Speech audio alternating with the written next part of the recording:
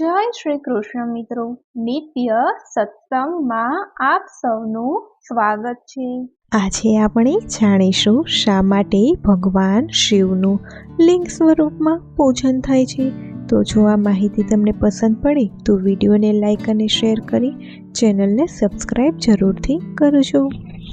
ભગવાન શિવ દેવોના પણ દેવ છે। તેમનું પૂજન દેવતા જ નહીં દાનવો પણ કરે છે। તે સાકાર તો છે તો નિરાકાર પણ છે। સૃષ્ટિના આદિ અને અંત તેમનામાં જ સમાયા છે। ઘણીવાર એવો પ્રશ્ન કરવામાં આવે છે કે તેમની જ પૂજા લિંગ સ્વરૂપમાં કેમ કરવામાં આવે છે। હિન્દુ ધર્મમાં 33 કરોડ દેવી દેવતાઓની માન્યતા છે, પછી શિવ જ લિંગ સ્વરૂપમાં કેમ પૂજાય છે? એવું માનવામાં આવે છે કે શિવલિંગની પૂજા સમગ્ર બ્રહ્માંડની પૂજા સમાન માનવામાં આવે છે। આમ તો શિવજીની પ્રતિમા, ચિત્ર વગેરેનું પણ પૂજન કરવામાં આવે છે, પણ મોટે ભાગે તેમના લિંગ રૂપનું જ પૂજન થાય છે। હકીકતમાં લિંગ રૂપનો મતલબ છે ઉત્પત્તિ અને વિલયનું સ્થાન। બધું જ શિવ દ્વારા જ ઉત્પન્ન થાય છે અને એક દિવસ તેમની અંદર જ સમાઈ જાય છે। જો લિંગ રૂપનું પૂજન થાય છે તો તેમાં સમસ્ત બ્રહ્માંડનું પૂજન થાય છે। તેથી શિવ જેવા ભગવાન છે જે પ્રતિમા અને લિંગ બંને રૂપમાં પૂજવામાં આવે છે। શિવલિંગ પ્રચંડ ઉર્જાનું પણ પ્રતીક છે। તેનાથી સંસારના જીવ પ્રાણ શક્તિ પ્રાપ્ત કરે છે। બીજી બાજુ ગ્રહ નક્ષત્ર પોતાના પથ પર ફરતા રહે છે।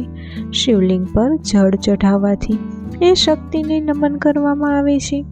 વેદોમાં લિંગ શબ્દ સૂક્ષ્મ શરીરના અર્થમાં પણ ઉપયોગ કરવામાં આવે છે। પૌરાણિક માન્યતા મુજબ સૂક્ષ્મ શરીરના મૂળમાં 17 તત્વો છે।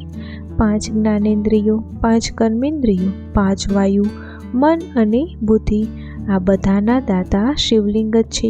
પુરાણો મુજબ પ્રલયકાળમાં આ 17 તત્વો શિવલિંગમાં જ સમાઈ જાય છે। શિવલિંગમાં ત્રિદેવીની શક્તિ નિહિત છે। શિવ અને શક્તિ બંને લિંગ રૂપમાં સમાયેલા છે। શક્તિ વગર શિવ અધૂરા છે અને શિવ વગર શક્તિનું અસ્તિત્વ જ નથી। તેથી લિંગ રૂપનું પૂજન કરવાથી બંનેની કૃપા પ્રાપ્ત થાય છે।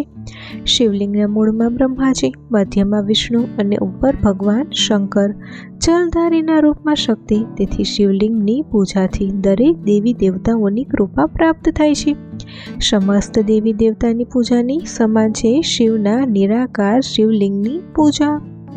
જ્યારે સમુદ્ર મંથન સમયે તમામ દેવતાઓ અમૃત માટે આતુર હતા તે સમયે ભગવાન શિવને હલાહલ ઝેર મળ્યું। તેણે તે ઝેર પોતાના ગળામાં લીધું, જેના કારણે તેઓ નીલકંઠ કહેવામાં આવે છે। સમુદ્ર મંથન દરમિયાન નીકળેલા ઝેરને કારણે ભગવાન શિવનું શરીર ફૂલી ગયું અને શિવલિંગ પર જળ ચઢાવવાની પરંપરા શરૂ થઈ, જે આજે પણ ચાલુ છે। શિવલિંગને ભગવાન શિવના પ્રતીક તરીકે પૂજવામાં આવે છે। તેની પૂજાના નિયમો અને નિયમો અનુસાર જ કરવામાં આવે છે।